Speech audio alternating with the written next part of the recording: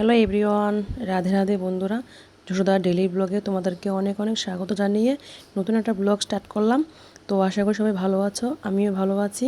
সকালে কাজ সকাল থেকে শুরু হয় জানো তো বন্ধুরা। তো সকালবেলা কাজ যদি সকাল সকাল করে নিই তাহলে অনেকটাই ভালো লাগে।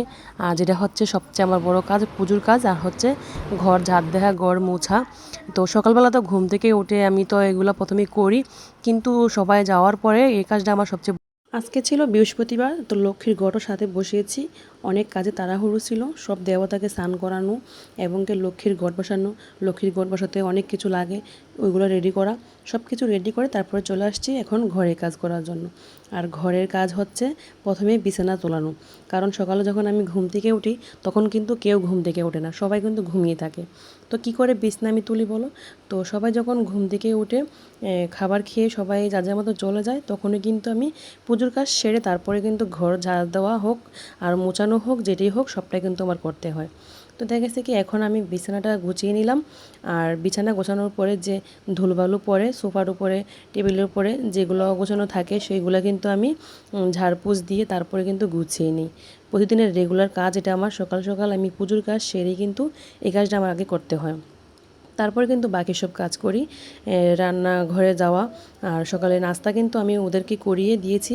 আমার ছেলে গেছে স্কুলে, হাজব্যান্ড গেছে দোকানে, মেয়ে গেছে স্কুলে। তো সবাইকে খাওয়া দাওয়া করে একদম শেষ করে কিন্তু পাঠিয়েছি। আর এখন আমি আমার ঘরে যে কাজগুলো থাকে ওইগুলো কিন্তু আমি এক এক করে সেরে নিচ্ছি। সবাই চলে গেলে কি হয় যে ঘর ঝাড় দেওয়াটা আর গোছানোটা মানে ভালোভাবে করা যায়। তারপরে আমি কিন্তু সব কিছু সেরে ওদেরকে খাইয়ে দিয়ে কিন্তু আমি পরে এগুলা করি। যতই ওরা থাকুক না কেন আমি এগুলা করতে পারি না। তো যখন ওরা চলে যায় তখন ফ্রি থাকি, তখনই কিন্তু আমি বাকিগুলা কাজ করে কমপ্লিট করি। তারপরে ওরা আবার আসে যখন, তখন কিন্তু ঘর আগের মতোই হয়ে যায়। যাই হোক, পোলাইনের ঘর, বাচ্চাদের ঘর তো এরকম হবেই। তো এখন দেখো ঘরের কাপড় চোপড় ছিল যে স্নান করে সবাই চলে গেছে, ওই কাপড় চোপড় এখন নিয়ে আসলাম বারান্দাতে, এখন মেলে দিব। রৌদ্র আছে প্রচুর বারান্দায়, তো এই রৌদ্রতেই কাপড় চোপড় শুকিয়ে যাবে। তো এখন কাপড় চোপড় মেলে যাব রান্নাঘরে। রান্না আজকে করব হচ্ছে নিরামিষ রান্না। কালকে হচ্ছে আজকে তো বৃহস্পতিবার, কালকে হচ্ছে একাদশী। তো একাদশীর নিরামিষ তো করতে হবে, তার সঙ্গে আছে আছে বৃহস্পতিবার। তো দোনোটা মিলিয়ে আজকে নিরামিষ। তো সকালবেলা ঘুম থেকে কিন্তু আমি ঘর দোর ঝাড় দিয়ে তারপরে কিন্তু আমি রান্নাঘর ধুয়ে নিয়েছিলাম। তো রান্নাঘর ধুয়ে তারপরে আমি চলে গেলাম স্নান করার জন্য। তো নিরামিষ খাবো তার কারণে কিন্তু ভালো করে রান্নাঘর ধুয়েছিলাম। এর আগের দিন কিন্তু রান্নাঘর ধুয়েছিলাম। তারপরে যখন শুনলাম যে একাদশী শুক্রবারে করব, তারপরে কিন্তু আবার রান্নাঘর ভরিয়ে ফেললাম। মাছ রান্না করলাম চুলা ভরিয়ে। তারপরে আজকে সকালবেলা ঘুম থেকে উঠে কিন্তু আবার রান্নাঘর আমার ধুতে হলো। কি করব? তো নিরামিষ তো আর সবসময় ওরা খাবে না, তার কারণে। তো এখন আমি চলে আসলাম রান্নাঘরে। রান্নাঘরে এসে দেখো যখন ঘর ঝাড় দিচ্ছিলাম তখন কিন্তু আমার দুধ নিয়ে আসছিল যে দুধ দেয় প্রতিদিন, তো ও দুধ নিয়ে আসছিল। তো দুধটা রাখলাম, দুধটা রেখে কিন্তু আমি চলে গেলাম আবার আমার ঘরে কাজ করার জন্য। আর আগে একটু দুধ ছিল, সেটা দিয়ে সকালে চা করেছিলাম। তো এখন আমি আবার একটু চা করে নেব। তো এখন চা করে তারপরে আমি আমার খাওয়া দাওয়া হয়নি এখনও, তো সেটা আমি এখন খাবো। তো আমি খাবার অনেক লেট করেই খাই। সকাল সকাল খাবার খেতে ভালো লাগে না, যতক্ষণ অবধি ঘর ঝাড় দেওয়া পুজোর কাজ না সেরে আমি খেতেই পারি না। সব সময় আমার এটা এরকমটাই হয়, সবার খাওয়া দাওয়া শেষ করে আমি সবার লাস্টেই খাই, যখন মন চায় তখন আমি খাই। তো দেখা গেছে কি এখন আমি পিঠাগুলা ভাজবো। আজকে সকালে নাস্তা ছিল বড়া পিঠা, তো সেটা ভাজবো, ভেজে তারপরে নিব আমি খেতে। তারপরে রিল্যাক্সে আমি খাবো। তো চাটা বসিয়ে দিলাম কারেন্টের চুলাতে, এখন আমি এটাকে ভাজবো, তারপরেই পরে আমি খাওয়া দাওয়া করব। তো এখন দেখো যে দুধটা কিনেছিলাম এই দুধটা এখন ফ্রিজে রাখবো না জাল দিয়ে নিব সেটা ভাবতেছিলাম। কারণ আগে তো দুধ ছিল, আগে চা করার পরও অনেকটা দুধ ছিল, ওই দুধটাও ছিল আর আজকেও দুধ নিয়েছি। তো এই দুধ মিলে কি করব ভাবতেছিলাম। তো পরে শেষমেশ কিন্তু যেটা আগে ছিল দোনোটাই একসাথে মিক্স করে নিয়েছিলাম। মিক্স করে অর্ধেকটা দুধ জাল দিয়েছিলাম, বাচ্চারা খাবে, আর অর্ধেকটা দুধ রেখে দিয়েছিলাম ফ্রিজে।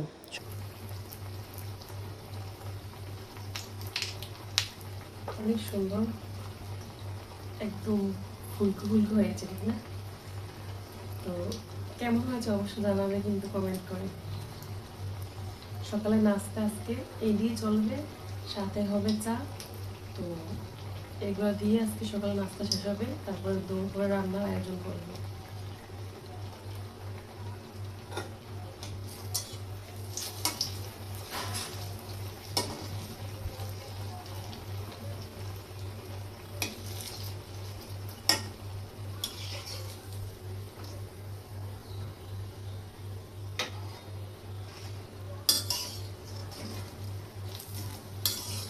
আরেকটা পিঠা বানিয়েছি, এটাও সুন্দর ফুলেছে। এই দেখো।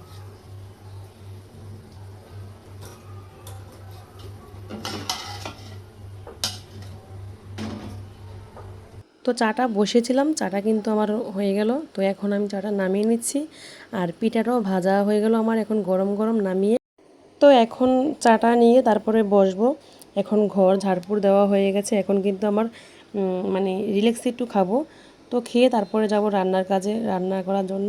তারপরে আবার চলে আসবে মেয়ে স্কুল থেকে, এসে কিন্তু আবার 12টা বাজে খাবে। তো তাড়াহুড়ো করেই কিন্তু আমার সব কাজ কমপ্লিট করতে হয়।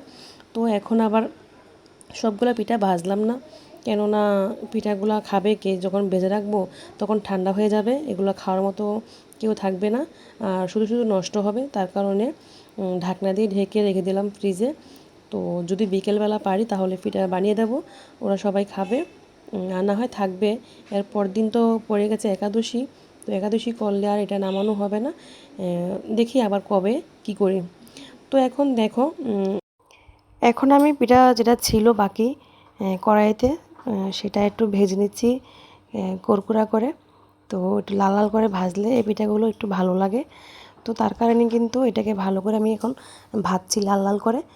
আগে যেটা ছিল ওটা নামিয়ে নিয়েছি, আর পিঠা ভেজেছি হচ্ছে 2টা। তো এটা এখন নামিয়ে নিব হচ্ছে বাটিতে, তারপরে যাব রুমে, গিয়ে তারপরে খাওয়া দাওয়া শেষ করে তারপরে রান্নার আয়োজন করব। তো এখন দেখো বাড়ি নিয়ে যে এখন বাড়ি খুঁজছি আমি, বাড়িটা বের করি তারপরে কিন্তু আমি পিঠাটা নেব, নিয়ে তারপরে হচ্ছে ফ্যানের নিচে যাব, তারপর এটা ঠান্ডা হবে তারপরে খাবো। তো এখন রান্নার জন্য কি ব্যবস্থা করব ভাবতে ভাবতে কিন্তু চলে আসলাম কাটাকুটি করার জন্য। এখানে নিয়ে এসেছে ঢেঁড়স, ঢেঁড়সটাকে ভাবলাম সিদ্ধ বসাবো, সিদ্ধ করলে সবাই খাবে। তো ওটাকে সিদ্ধ করে নিয়ে তারপরে রাখবো, শুকনো মরিচ দিয়ে এটা মাখিয়ে দেব। তো সবাই খাবে, পছন্দ করবে, ঢেঁড়সটা আমাদের ঘরে পছন্দ করে সবাই। তো এখন করলা কাটবো তরকারির জন্য, আর বেশ মোটা মোটা করলা, ভাজি করলেও ভালো লাগবে, তো ভাজিও করে নিব। আর আগার যে করলাটা হয় সেটা দিয়ে সবজি রান্না করব। তো সবজি রান্না করব হচ্ছে ছড়া দিয়ে, আলু দিয়ে, সাথে করলা একটু দিব। তো লাল লাল করে ভেজে তারপরে একটু তরকারি ঝোল করব। তো খেতে ভালোই লাগবে, নিরামিষ।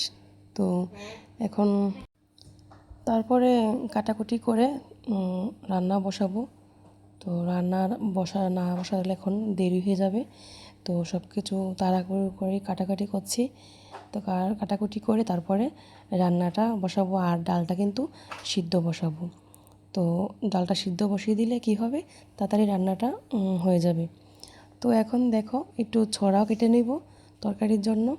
আর এখন দেখলে আমি উঠেছি, উঠে কিন্তু আমি ডালটা সিদ্ধ বসিয়ে দিয়ে আসলাম। ডালটা সিদ্ধ হয়ে গেলে তারপরে ডালটা রান্না করতে বেশিক্ষণ লাগবে না, তো সাথে সাথে হয়ে যাবে রান্নাটা, লেট হবে না। আর আমি কাঁঠালের বিচিগুলো জানো কীভাবে সংগ্রহ করি, এই যে দেখো তোমাদের সাথে শেয়ার করলাম। আমি প্রতি বছর এভাবে জালিতে করে রৌদ্রে দিয়ে সংগ্রহ করে রাখি কাঁঠালের বিচি। এটা সবসময় খাওয়া যায়, আর রৌদ্র লাগলে ভালো হয়, ভালো থাকে। অনেকে ফ্রিজে রাখে, তো আমি ফ্রিজে রাখলাম না, এভাবে শুকিয়ে রাখলাম। আর এখানে দেখো চুলাতে কিন্তু ডাল সিদ্ধ বসিয়ে দিলাম, আর এখানে ছড়াটা আলুটা সিদ্ধ বসিয়ে দিলাম। তো ছড়াটা আগে সিদ্ধ বসালাম কেন, এখন বর্ষাকালে ছড়া তো সিদ্ধ হতে চায় না, ভালো করে ঢেকে সিদ্ধ করে নেব। সাথে কিন্তু অবশ্যই লবণ দিয়েছি যাতে ভালো করে সিদ্ধ হয়। সকালে পিঠা বানিয়েছি, পিঠার তেলটা ছিল, এটা এখন কাপে রেখে তারপরে এই তেলটা দিয়ে রান্না করব। আর দেখো এখানে আমি কাটাকুটি করে নিয়েছি হচ্ছে করলা, ঢেঁড়স, তারপরে সব কিছু কেটে আমি কিন্তু ধুয়ে একদম রেখেছি। করলা চাক করে ভাজি করব, ঢেঁড়সটা সিদ্ধ দেব। তো তো ভাবছিলাম ভাতে দিব ঢেঁড়সটা, কিন্তু না, ঢেঁড়স যাতে অনেকগুলা, তার কারণে কিন্তু আলাদাই সিদ্ধ বসাবো। আর এখানে দুধরা এখন রেখেছি, দুধরা ফ্রিজে রেখে দেবো।